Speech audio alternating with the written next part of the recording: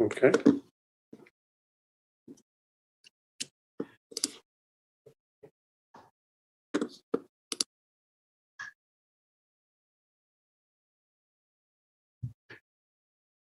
I think we have everyone here, and I assume we're live. So we're going to go ahead and get started. Welcome, everyone. Today is the December 14th, 2021 meeting of the Carrboro Town Council, and we're going to start with a roll call from the clerk. Mary?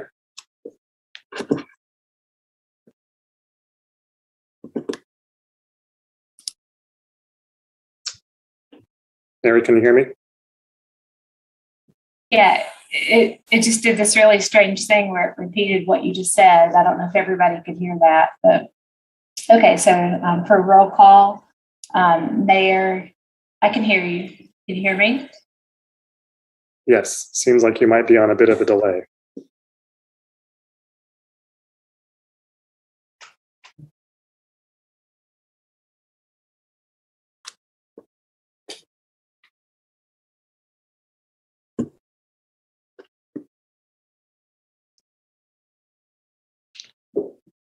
Okay. Everyone else hear me okay? I see nodding heads. Okay. You've been talking the whole time. Yeah, we can hear you. Mayor. Mary, it sounds like you're on a pretty lengthy delay, so I'm going to go ahead and do the roll call myself so we can get started, unless you're hearing me now, which it sounds like you're not. So, okay, let's get started then. Randy Haven O'Donnell. Present. I'm going to go in the order I see people here. Barbara Fushi. Present. Susan Romaine. Present. Sammy Slade. Present. And Danny Nowell. Present. And I am present. Hello, everyone. A little rocky start there. Hopefully Mary can get caught up here. Mr. Manager, why don't we go ahead and start with our first item? Thank you, Mayor. The first item under other matters is a resolution to award American Recovery Plan Act COVID-19 mitigation business grants. The purpose of this agenda item is to approve businesses and funding amounts as recommended by the COVID Grant Review Committee. And John is here to give a presentation. Thank you. Welcome, John. Thank you, Mr. Mayor. Thank you, Mr. Manager. Do a quick presentation just to kind of go over some of the highlights here. Just a second. All right, can you all see the presentation? Yes. Yes. Okay. Thank you all. Just a quick presentation to go over some of the highlights of the business grant. So first, just a little bit of background, just to recap for everyone. Back in June of 2021, Council approved up to $300,000 of the ARPA funds to be used for small business assistance. Also in June, you approved the outline for the small business grant program. In October of this year, Council also approved the policy that we adopted, the COVID mitigation business grant policy. And in December of 2021, actually last Friday, the COVID Grant Review Committee met and reviewed the applications and made the recommendations that you see before you tonight. Just as a quick recap on the response we received from the grant program, the application period closed on November 19th, and we received a total of 35 applications. 7 of those, or 20% of the total, were BIPOC-owned businesses. 19 of the applications, or 54%, were women-owned businesses. And the total requested in all of those grants totaled to $346,522. So just to give you a quick overview of the review process that the committee undertook, just to give you some reference, the applications were previously prioritized based on the policy. As you may recall, the policy outlines a series of categories that we were prioritizing. And so we prioritized the grant applications, and then the committee began reviewing the applications. And these are the 4 items that they reviewed for: the negative impact from COVID-19, policy prioritization information, making sure that that information was correct, making sure that the requested grant activities complied with the policy, and lastly, that the grant activities would either mitigate the negative impacts of COVID-19 or slow the spread of COVID-19 and allow the business to remain open while they're slowing the spread.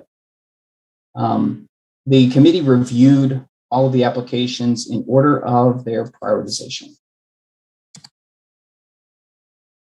So the committee recommends that 26 applications receive a full award amount, that 4 applications receive partial awards, and then 3 applications receive no awards at this time, and I'll get to that in just a minute, expand upon that a little bit, and that 2 applications did not meet the requirements of the policy in their judgment.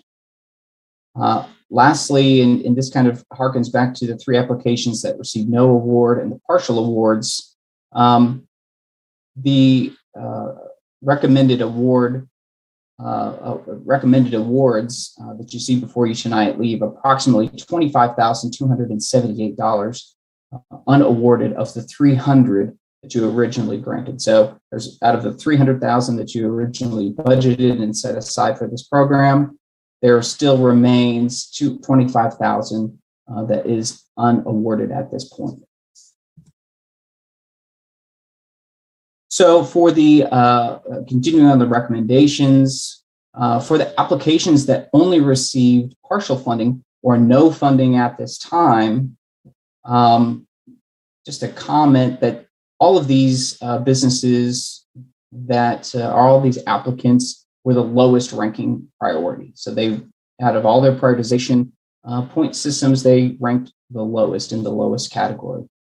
The committee did not have enough funds to fully award each of those applicants in that lowest category their full request.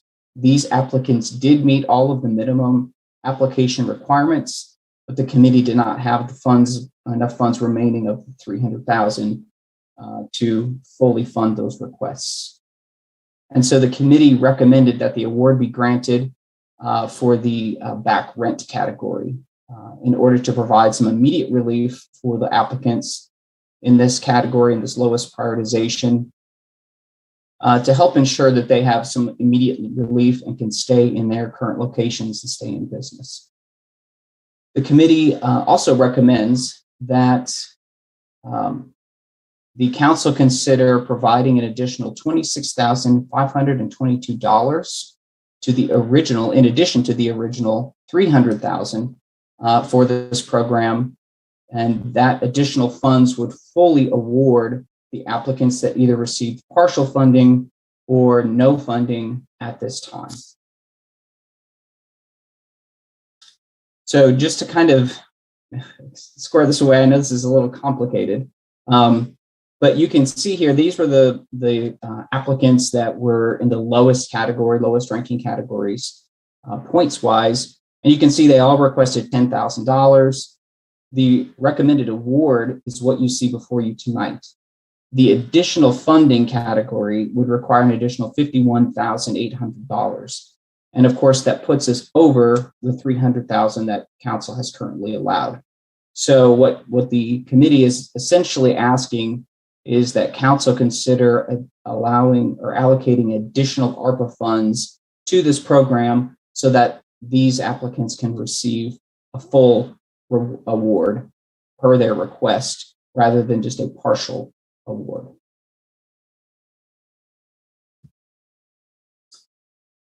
So the actions that we're requesting from you tonight is that you grant the funding to the recommended applicants in attachment A of the resolution that you received, and and also it will be spent in accordance with the purposes listed in the application.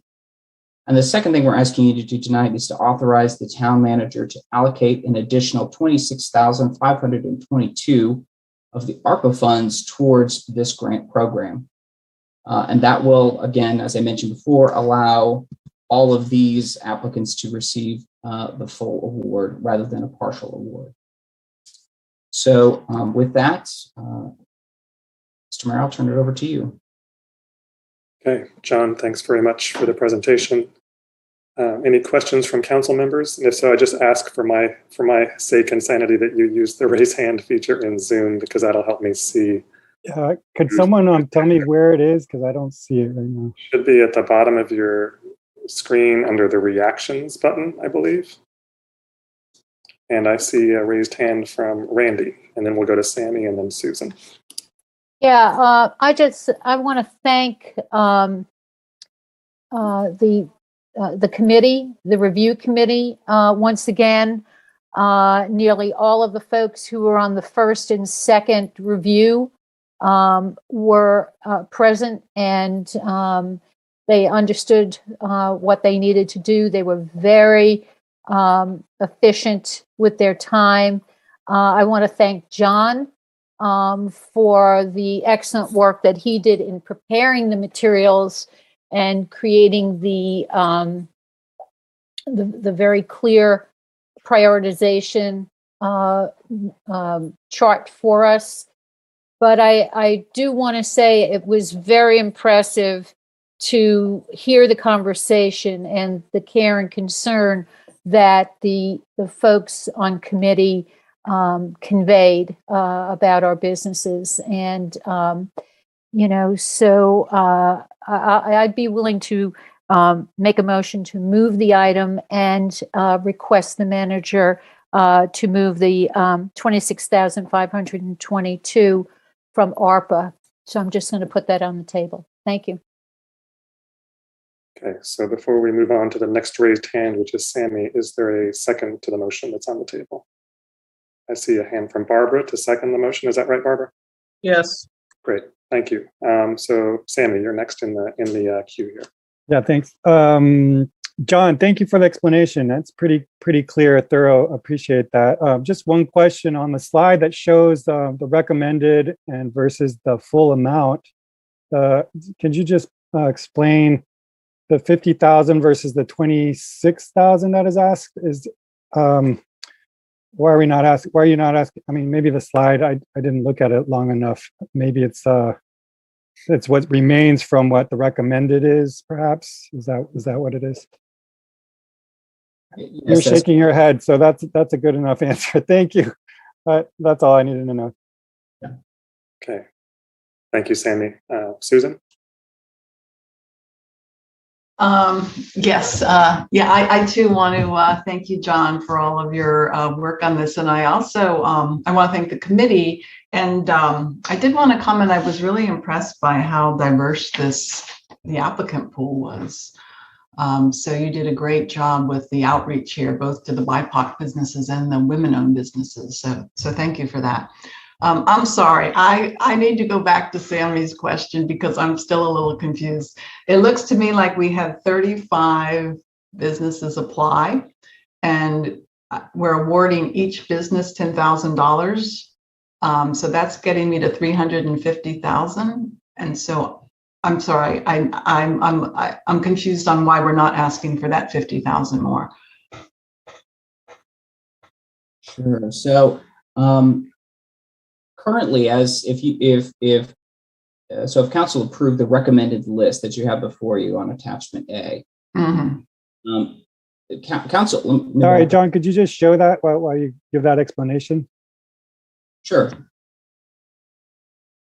The slide, you mean?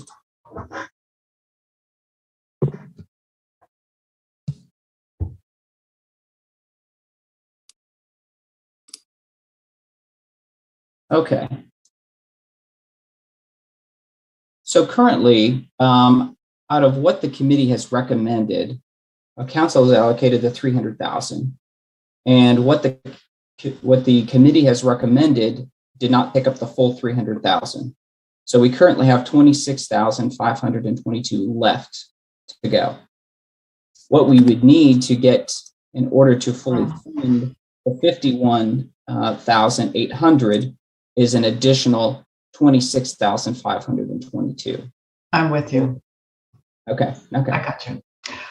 Just one more question then. I noticed that there were 2 applicants who were described as disqualified. And I don't know what that means to be disqualified, but clearly they're still receiving funding. So explain that a little bit for us, please. So they're not receiving funding. They're not on your recommended list as they are on the recommended list, but they have a 0 by their name. So they are not. And is that because they didn't turn in, was it prioritizing, or was it because they had not turned in the information needed for a full application, or what happened there?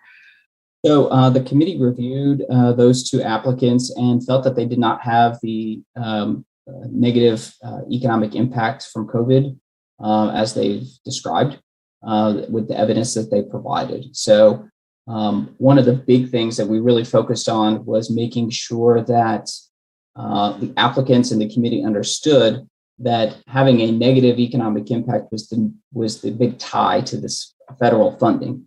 And so in order to kind of shore up the cities, making sure that the town wouldn't have to pay any of these funds back, we really focused on that. And so the committee found that these 2 applicants did not meet that standard, that minimum standard of having a negative economic impact due to COVID. Mm-hmm. Gotcha. Thank you. And one really quick comment. I know we're trying to make this a short evening tonight. So I think all of us may have seen the email today from Ray Mosher at Carrboro that they are cutting back on their lunch time service through the end of the year. And the issue for them, like the same issue for so many of our restaurants, other small businesses, is they can't find the help that they need. And so these grants are great. So I'm thrilled that we're getting these grants out, but there remains this problem with the match between the openings and the workers who are there to fill those jobs. So I just wanted to throw out this idea to you that maybe we can talk about at another time, but the possibility of having a job board on the Town of Carrboro website where any Carrboro business could advertise a job opening, and then our job would be to try to advertise that job board as much as we possibly could. And I don't know to what extent it would even help, but maybe that would be a simple way to try to fill some of these openings that our small businesses are having. So I just wanted to throw that out there to you. Thank you so much for all of your great work, John. Okay, thank you, Susan. Not seeing other hands by council members. I'll just echo everyone's thanks for John and for the clear explanation of where the money's going, and also the encouragement to add a little more to the pot to make sure we can meet the needs of everyone who applied. There is a motion by Randy to approve attachment A, which includes the authorization for the town manager to provide those additional funds, and Barbara seconded the motion. Thank you for that. I'm going to go ahead and call a roll call vote, I guess. So I'm going to go in order of the people as you appear on my screen. Susan? Aye. Randy? Aye. Barbara? Sammy? Aye. Danny? Aye. And I'm an aye, so that's a unanimous approval of the motion. Thanks, everybody. John, thanks for presentation. And Susan, would you mind lowering your hand when you get a chance, please? Thank you. Okay, we're moving on to the next item on our agenda,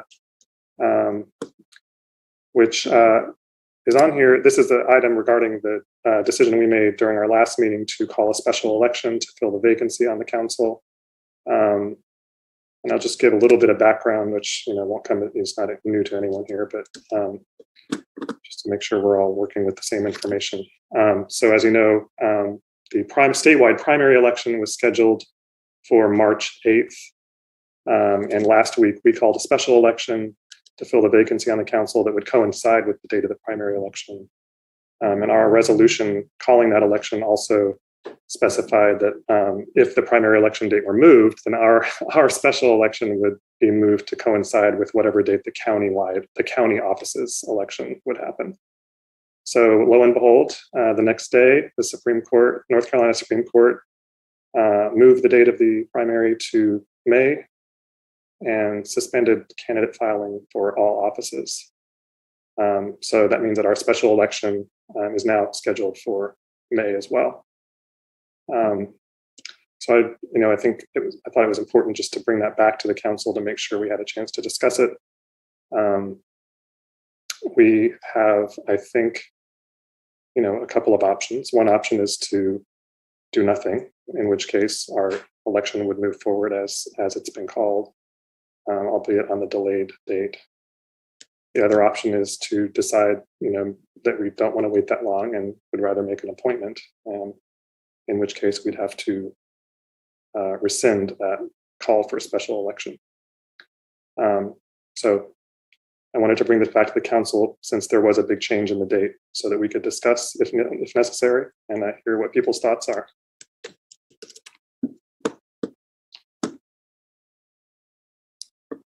Well, I see Sammy raising his hand, so let's start with Sammy. Yeah, I'm kind of glad that it's happening this way so that there's more candidates on the ballot, which hopefully means more energy for getting out the vote and participation. I was a little worried that not having part of the primaries happen at the same day would diffuse some of that energy. And the whole point of putting it to the voters is having as many people participate. Otherwise, it would be an appointment. So I'm all that to say I'm comfortable with leaving it as it is. I would move to do nothing, but that's a contradiction, so I won't do that. Okay. Thank you, Sammy. Randy.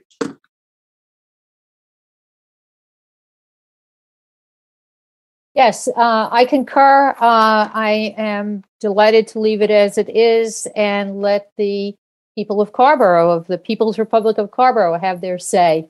I think, this is the way of participatory democracy. I certainly this year and in our recent history, more than anything, I want to perpetuate the importance of voting, that voting matters, and that we all get behind the effort to break down any voter apathy that may exist and be, vehemently get folks engaged in the process in Carrboro. So thank you, Sammy, for stepping out on that. I agree. Thanks, Randy. I see Danny's hand up next. Yeah, I just wanted to add, Mike, I have my competing priorities here are in a vacuum. I believe it's good to establish and adhere to a precedent, not necessarily by resolution. And I know that the last been election and that has weighed into our thinking about why we should maintain an election. On the other hand, in terms of having boards assignments that we need to fill and the benefits of a seventh counselor generally, I am motivated to keep, workload and expediency on our minds. So right now, I feel personally that we should do nothing, largely because I don't know whether everybody knows this. It does seem like the trial verdict for the redistricting case is set to be delivered by 1/11, which is the date of our next meeting.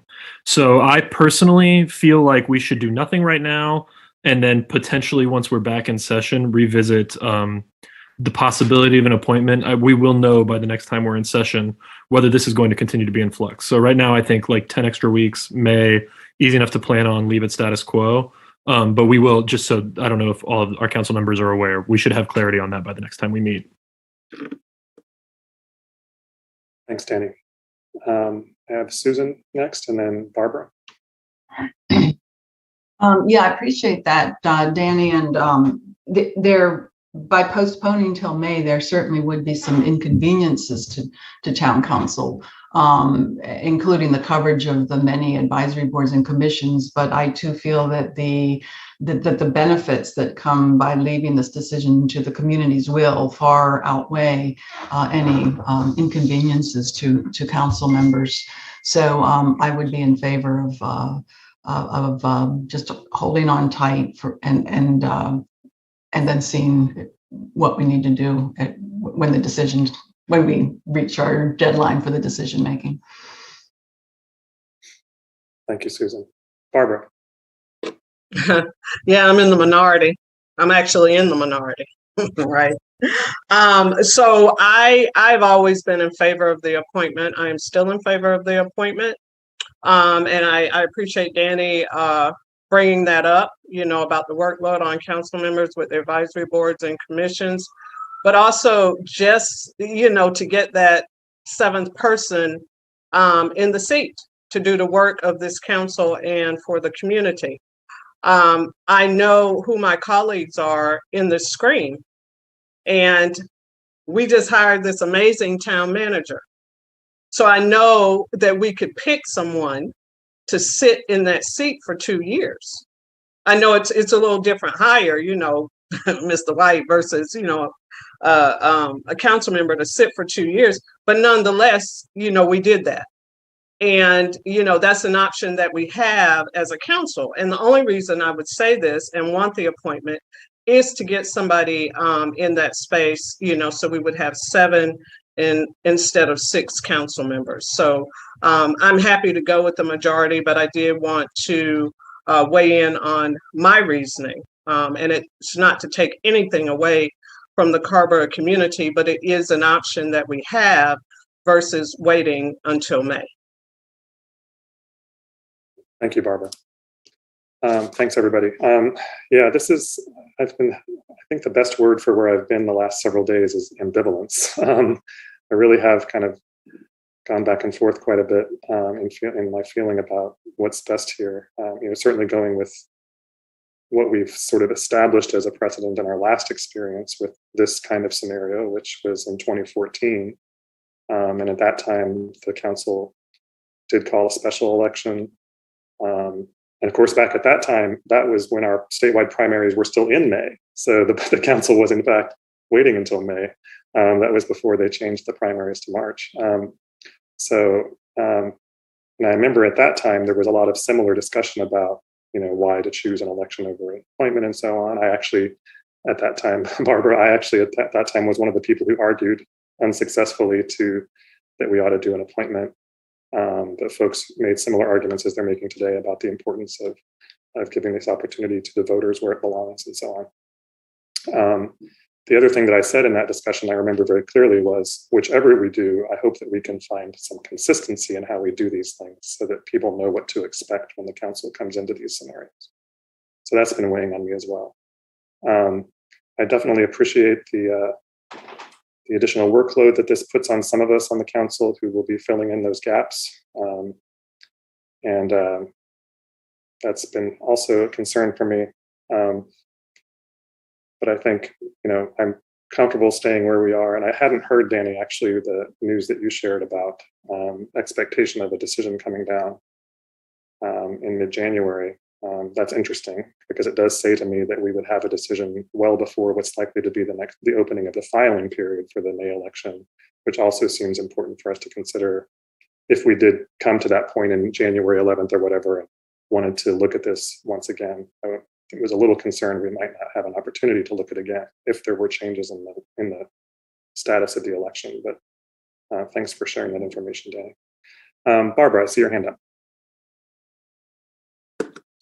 Yeah, thank you, Mayor. So I was just listening to what you said, and you said back in the hands of the voters where it belongs. It also can belong in our hands, and that's just a charge that we have. And so I think it is a matter of preference amongst council members. I know there is a precedent. I'm aware of the precedent, but there's nothing written that says we have to do things the same way all the time. And so, I did just kind of want to come in and just say that because I'm not trying to take anything out of the voters' hands, but it is an option that this council has. It's automatically there. And I'm sure we could get somebody seated before May. And so this is why I'm in favor of the appointment. I continue to be, but like I said, I respect the will of the majority of this council. Thank you. Yes, thanks for pointing that out, Barbara. That's absolutely right. We do have the option in Carrboro, which is unusual actually in North Carolina for municipalities like ours to have this choice to make. And in fact, it is the case, as Barbara points out, that it is in fact very common in the state that appointment is the way that people fill vacancies like this. Susan, are you raising your hand? Yes, I am. Thank you, Damon. So I just I appreciate your comments, Barbara. And it is a I probably have well, let me ask this. Two questions, Damon, that we've talked about previously, and I didn't know if there were answers yet. But one is, by having an appointment, we of course now have our 7 members, and we don't have to worry about ties. With 6, there could be 3-3 votes. And so first question is, how do we resolve ties if there is a 3-3 vote? And my second question is, there is a possibility we could have our own special election in March, that just the town of Carrboro moves forward with that. It sounds like we would pay for that. And I think I heard that the cost would be about $10,000. I just wanted to throw that out there. If we can avoid that, I think we should avoid that. But I just wanted to throw that out as another option if that's something that we wanted to discuss. Yeah, I had thought about whether that was another option, and I might need to ask for Nick to weigh in. My guess is that because the Supreme Court has delayed all elections for all offices and suspended all candidate filing, I don't know how it would be seen for the town to then cancel the election that we've called and then call a different election within the window that the Supreme Court has determined there shall be no elections. So I don't know. I don't know if that's an option or not, and I don't know if Nick cares to weigh in on that. Can I say that Susie, it's still unclear when the Supreme Court would enter a final judgment in this matter, because when they stayed the filing period, for all elections. I mean, nobody's allowed to file until after a final judgment on the merits, and that includes appeal. Okay. And now what the Supreme Court also did was directed that the trial court make its ruling by January 11, and then the losing side to appeal to the Supreme Court within 2 days of then. And will then have an expedited briefing schedule, but probably take you into February or March, probably more likely March, before the Supreme Court rules. And a lot of that depends on what's on their mind in terms of how they want to dispose of the case. But there's yet a further wrinkle. Depending upon what happened in the trial court and whether findings of fact by the trial court dictate or have an impact on the Supreme Court's decision, the Supreme Court might decide to remand the case back to the trial court for further findings, in their ruling, for example. You know what I mean? So the only point I'm making as additional information is that it really is altogether uncertain when there will be a final judgment in this case, even with the expedited review that the Supreme Court is having, which doesn't help any of you because it just leaves it open-ended as to when somebody could even start filing for a position. The final comment I will make is the answer to your first question. If you've got if you don't have a majority, it's a 3-3 vote, then the particular motion voted on just fails because there's no majority vote. That will always be the case without a majority of the vote. Yes, it just fails because you didn't get the majority, even though it was nobody's fault. You just didn't have enough bodies there. How to count those votes. With me, Susan. Okay, thanks for that. Thank you, Nick, for clarifying. Thank you for clarifying that timeline. I appreciate that very much. And thanks, Susan, for offering that thought about special election. I will have to say that as the one person on this council who was put through or went through a special election back in the day at a time when there was nothing else on the ballot, it was a little bit bizarre and didn't attract a lot of voter turnout. So I think if one of the arguments to be made here about calling an election is to have people participating in the election, then I'm not sure that would be I'd rather we just do an appointment. That would make more sense to me. Okay. Are there other, I see, okay, Randy, you have your hand up? Yeah, I just wanted to offer up, as I think I'm the only council member who went through the appointment process. The appointment process, we had, I think, 12 applicants. Jerry Cohen assisted by giving us a template of questions. The 12 applicants responded to the questions. I want folks to realize that it's an application process and it's transparent and it's public. And so if you've never been through the process, it is not an easy process. I remember, and I actually, in fact, have my notes from the experience. We had 12 very qualified folks, and and it was challenging work to have that conversation. And I'll just point out that it doesn't make it easier. By the time we went through the process, I believe the person got seated in March anyway. I just want folks to realize that it doesn't make it any quicker it's somewhat quicker, but there's a whole process connected with it that we would want to follow very carefully with the utmost care for the community. But I will not change my position because I feel that community expects to be engaged. It doesn't change my position either. Okay, great. Thank you both. We've had a good discussion. I appreciate, Nick, the additional information. Not seeing anyone looking to make a motion here, but okay.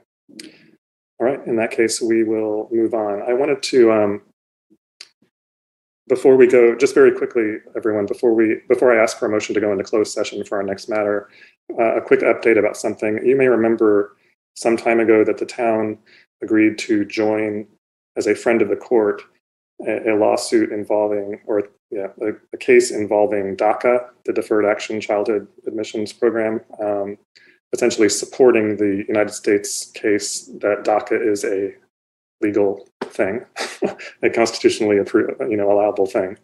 That went through the trial court. There was a decision made. The United States is appealing that decision because it was not a decision that we would have wanted. And so we have an opportunity to again join the friend of the court brief for this appeal going to the Fifth Circuit. I've assumed I've told Nick that that's fine with me, and then I assume that it's still okay with everyone here that we support joining that brief. And I'm seeing a lot of nodding heads, so I just wanted to give everybody the heads up. And I see Barbara. Yes, please. Thank you, Mayor. I just wanted to go back to the item that we were just discussing, and what I believe is what I believe. I don't need anybody to come behind me and try to reframe what I said or try to act like that what I said was not important. This is what I believe, and I would never take anything from any of the Carrboro community that is allowing me to sit in one of these seats of governance. So I did just want to say that this is an option.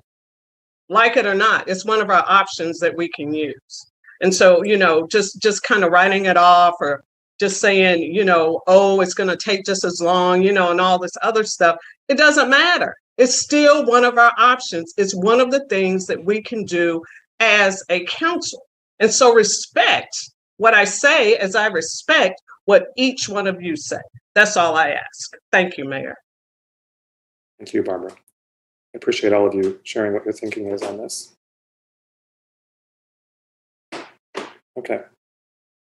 I would ask that we have a motion to go into closed session to discuss the next item. This is a closed session regarding personnel matter. I see a hand from Barbara. Is that a motion? And a second by Susan. All in favor, I'll do a roll call vote. Barbara? Aye. Randy? Aye. Aye. Susan? Aye. Sammy? Danny? Aye.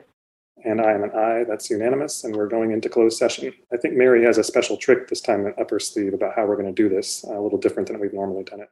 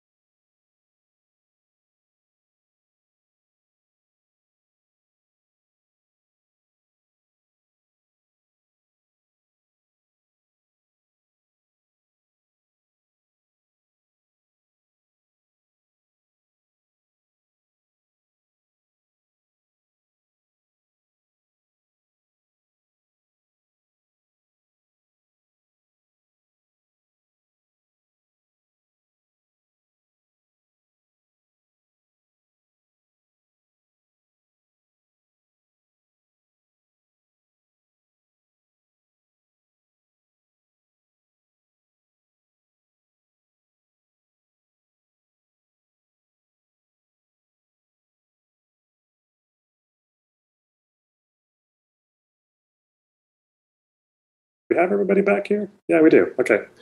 All right, y'all. Thanks so much for the meeting, and have a great evening and a great rest of your week. Danny, it's good to have you here. Yeah, Great to be here. Thank you all. Very excited. See you all.